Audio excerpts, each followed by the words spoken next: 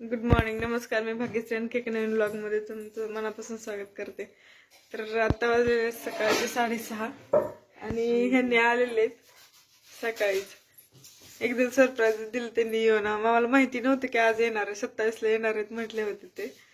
तर आलेत ते. आता त्यांची आंघोळ वगैरे झालेली, नाश्त्याची तयारी चालू होती इकडे प्रतीक्षेची. इशीचं चाललंय बॅग मध्ये पप्पांनी काय काय आणलंय बघायला लागली.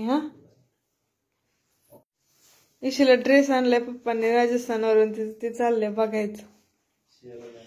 सियाला पण आणलाय आणि इशीला पण. पण बघूया ओपन करून.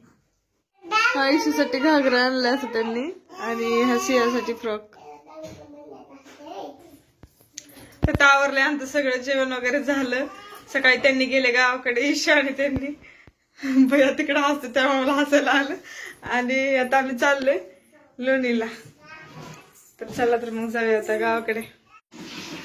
आलो मग अशी गावाकडे. नंतर आल्यानंतर थोड्या प्रतीक्षाने भैया आले ते सोडायला. चहा पाणी वगैरे झालं. त्यानंतर विशेष केला आणि फरशी वगैरे पुसून घेतली. आता बाथरूम आणि टॉयलेट साफ करून घ्यायचे, क्लीन करून घ्यायचे चांगलं. त्यासाठी तिकडे पाण्याचा नळ चालू केलेला बकेटमध्ये. मी क्लिनिंग वगैरे झालं तर माझं. कपडे वाळलेले काढले मी. आणि आता मामांचं एकादशी येते, शाबू करायला घेतलेला आहे आता मी.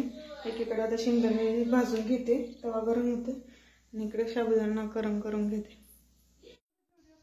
बाहेर इकडे दाजी आले होते, त्यांचं गप्पा मारायचं चाललं होतं सगळ्यांचं. मामा ते आले त्यानंतर चहा वगैरे झाला. आता माझं भांडी घासायचं चाललेलं आहे इथं.